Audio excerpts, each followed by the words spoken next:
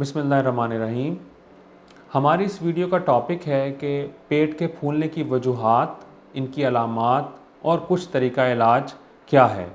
पेट का फूलना, इसको बाज़ लोग गैस का होना भी कहते हैं, बाज़ लोग पेट का अफारा आना भी कहते हैं और बाज़ लोग बार बार डकार का आना भी कहते हैं। इसके मुतालिक तफ़सीलन गुफ्तगू हम इस वीडियो में करते हैं। इस तरह की मज़ीद सेहत से रिलेटेड इंफॉर्मेटिव वीडियोज़ देखने के लिए आप मरहम का यूट्यूब चैनल सब्सक्राइब करें।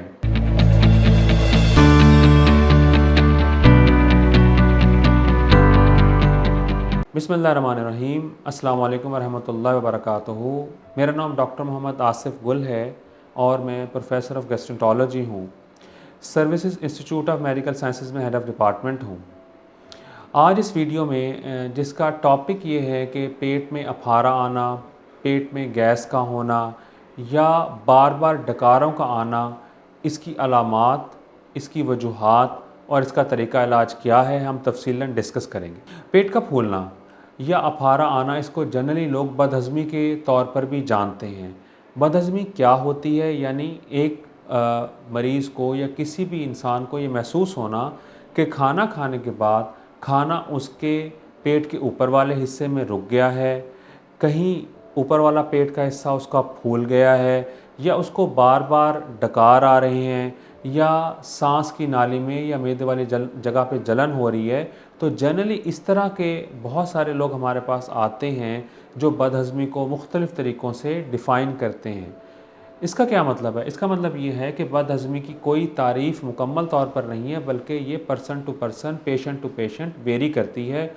कोई इसको खुराक के फंस जाने के मुतल्लिक हमसे इंक्वायर करता है, तो कोई हमसे पेट के फूल जाने के मुतल्लिक पूछता है, कहीं कोई बार बार डकार के आने के बारे में पूछता है और कहीं पेट के अंदर ब्लोटेड या पेट के अंदर अफारे के मुतल्लिक हमसे पूछ रहा होता है। पेट के अफारे की या गैस की या बार बार डकार आने की जो बड़ी बड़ी वजूहात हैं, वो हमारे अपने खाने पीने से मुतल्लिक हैं कि अगर हम कोई खाना ऐसा खाएंगे जो प्रोसेस्ड फूड होगा, बहुत ज़्यादा डीप फ्राइड फूड होगा, जैसे आजकल के मौसम में मछली का खाना, हमारी नौजवान नस्ल बर्गर, पिज़्ज़ा और दूसरी जंक फूड का खाना, या घर में ऐसी तली हुई चीज़ों का, समोसे पकौड़ों वगैरह का ज़्यादा इस्तेमाल करना, ये सारी की सारी चीज़ें बदहज़मी का बायस हो सकती हैं, जिनको हम मेडिकल लैंग्वेज में इंडाइजेशन कहते हैं। इसके अलावा हमारी खुराक में और चीज़ें जैसा कि चाय, जैसा कि मिर्च मसाले वाली चीज़ें भी मैदे की जलन, तेज़ाबियत और गैस को बढ़ा सकती हैं, अफारे को बढ़ा सकती हैं और बार बार डकार आने का सबब बन सकती हैं। कुछ ख़ास चीज़ें जो कुछ ख़ास लोगों में मौजूद होती हैं, जैसे कुछ लोग सिगरेट पीते हैं, तो ये भी मैदे में तेज़ाबियत को बढ़ा सकता है और गैस का सबब, पेट के अफारे का सबब बन सकता है।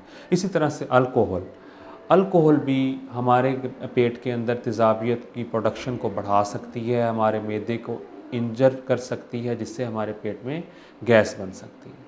और इसके अलावा बहुत ही कॉमन चीज़ जो हम आजकल बहुत इस्तेमाल करते हैं और इतनी कि जिसका कोई बयान से बाहर है, वो है कोल्ड ड्रिंक्स या फिज़ी ड्रिंक्स या सॉफ्ट ड्रिंक्स बोतल, जो हम बहुत ही बेशबहा अंदाज से पी रहे होते हैं। उसका साइड इफ़ेक्ट के तौर पर हमारी जो म्यूकोज़ल वॉल है मैदे की, उस पे तेज़ाबियत के प्रोडक्शन की वजह से अपना ही एसिड एक्ट करता है और अंदर उसकी सोजिश हो सकती है और अल्टीमेटली कोई ज़ख़म बन सकता है।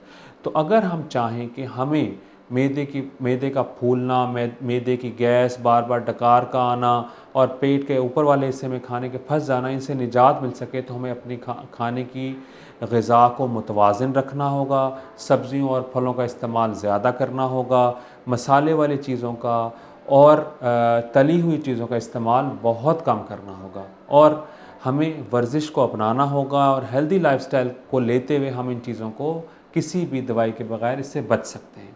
अब हम अगर किसी मरीज़ को ये अलामात बार बार आ रही हैं और आम रेमेडीज से ठीक नहीं हो रही हैं और इसको 3 महीने से ज़्यादा अरसा गुजर गया है, तो फिर उसको अपने किसी करीबी डॉक्टर से ज़रूर मिलना चाहिए और बेहतर है कि वो किसी मैदा जिगर के स्पेशलिस्ट डॉक्टर से मिलें।